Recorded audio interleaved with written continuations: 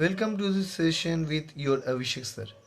Today's session is for class 7 and the chapter we are dealing with is the Turkish invasion and Delhi Sultanate. By the end of 9th century, the imperial power of the Abbasid Empire declined. Small kingdoms disintegrated Turk. Two such kingdoms were Ghazni and Ghor. Their rulers made several invasions into India and established Muslim rule in India.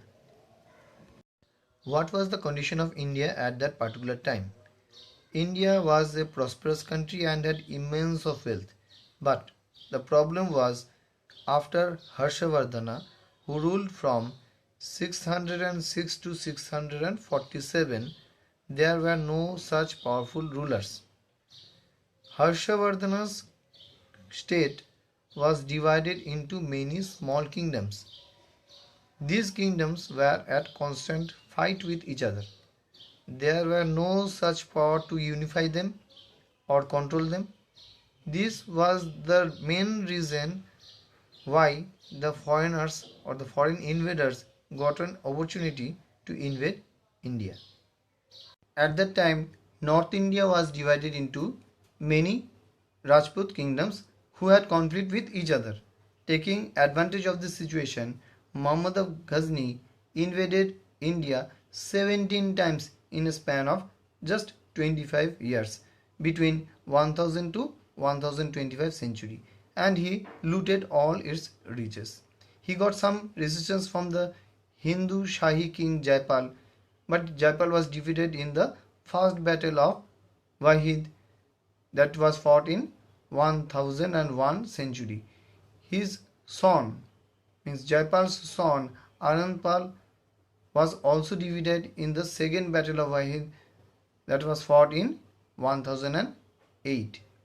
Though Anandpal tried to gather help from other kingdoms and he tried to defeat Mahmud of Ghazni, but at the end he was also unsuccessful. After the two victories, Mahmud of Ghazni focused on destroying the temples of North India. He invaded Mathura, Nagarkot, Kangra, Thaneswar, Kanuj and other places also. In each invasions, he destroyed every temple and looted all its treasures. But the most significant of Mahmud's attack was the loot of the temple of Somnath. This temple was famous for its riches, and it took 3 days for Mahmud to defeat the 50,000 Rajput soldiers who used to protect this temple. After defeating these soldiers, what Mahmud did was, as usual, he looted the temple, destroyed the temple, carried all the riches to its native place. Now this continued till the death of the Mahmud of Ghazni, and for this reason he was called a bandit, or even today he is called the idol breaker. He destroyed all the Hindu temples in India and carried all the riches from India to his native place. Mahmud of Ghor. Ghor was a province near Ghazni. It was ruled by two brothers, namely Ghiyasuddin Ghori and Muizuddin Muhammad. Now Muizuddin Muhammad was known as Muhammad Ghori. Muhammad Ghori not only wanted to plunder the riches of India, but also he wanted to expand his reign in the country. He started conquering Multan, Sindh and Punjab, but when he came to North India, he was resisted by Prithviraj Chauhan. Prithviraj Chauhan defeated Muhammad Ghazni in the first battle of Tarain in 1191 century, and after that Prithviraj defeated Muhammad Ghori several times. Muhammad Ghori had to leave India, but he returned with a huge army. Prithviraj Chauhan was not supported by his father-in-law Raja Jayachandra, who was one of the most powerful kings at that time. And ultimately the result was that Prithviraj Chauhan was defeated in the Second Battle of Tehran in 1192 century. Later what happened is that Muhammad Ghori attacked Raja Jayachandra and defeated him in the Battle of Chandawar in 1194 century. Now I am going to tell you a chapter which is not included in your book. The fact is that when Prithviraj Chauhan was captured by Muhammad Ghori, he was tortured and his eyes were pierced with metal rod, hot metal rod, and Prithviraj Chauhan was made blind. Muhammad Ghori came to know that Prithviraj Chauhan was a brave soldier and he had some special skill in warfare. So to test this, he called Prithviraj Chauhan to his court. The blind Prithviraj Chauhan was called, in fact. The thing is that now Prithviraj Chauhan was given a bow and one arrow, and Muhammad Ghori told him to aim at certain things.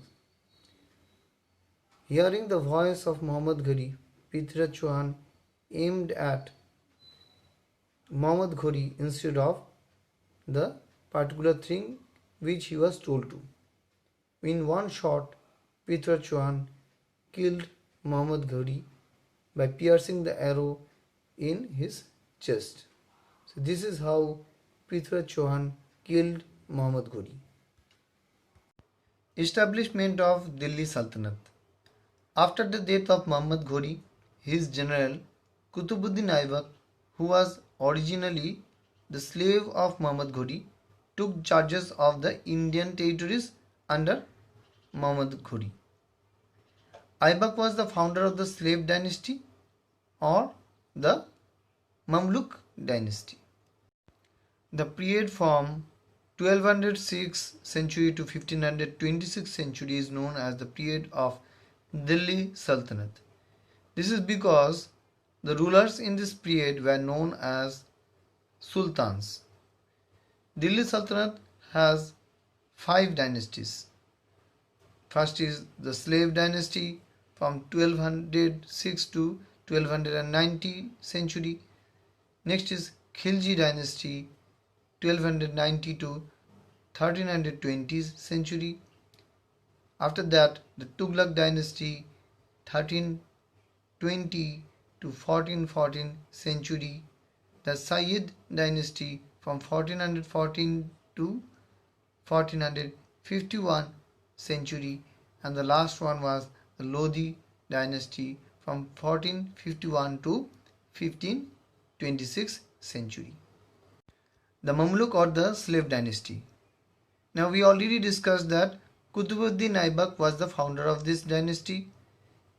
He was a just and able ruler and was also very kind-hearted, and for this reason he was called Lakh Baksh or the forgiver of the thousands.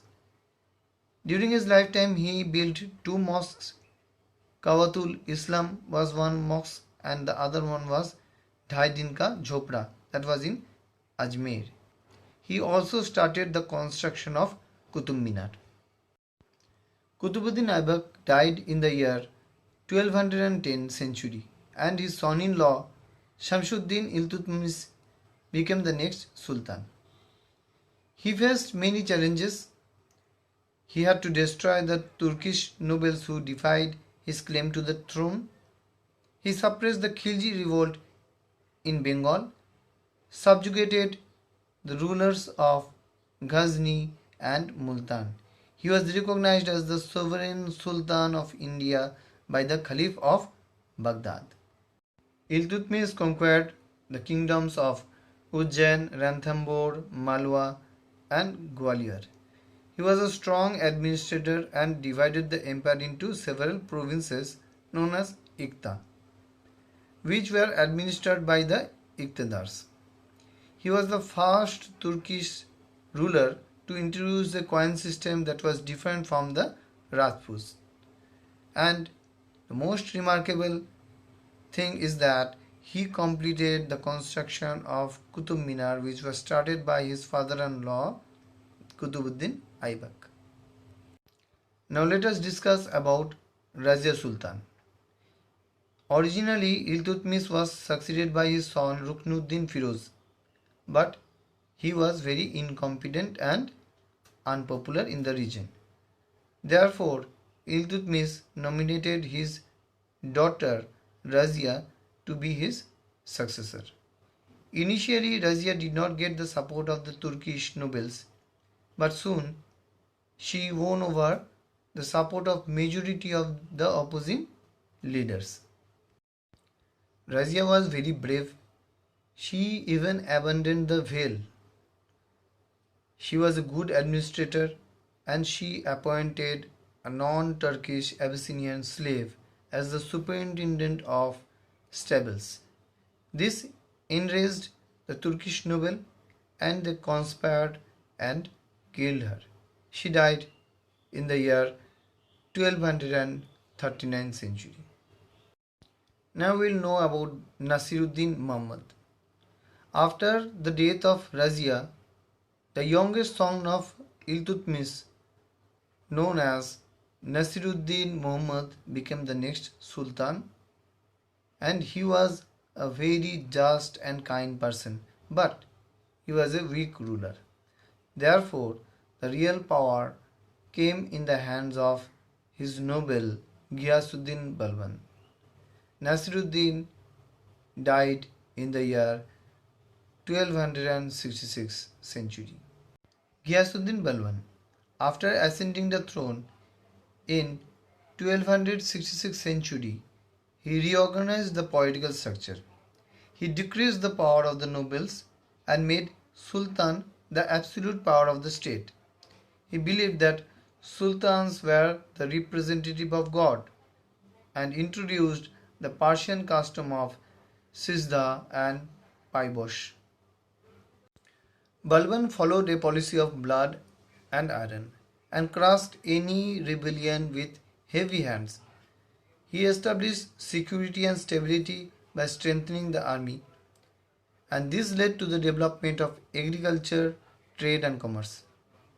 Balban died in the year 1286 century. With the death of Ghiyasuddin Balban, the slave dynasty came to an end. In the next session, we will know more about the other dynasties under Delhi Sultanate. Here I end this session. Please like this video, share this video among your friends, and do not forget to subscribe this channel. Thank you.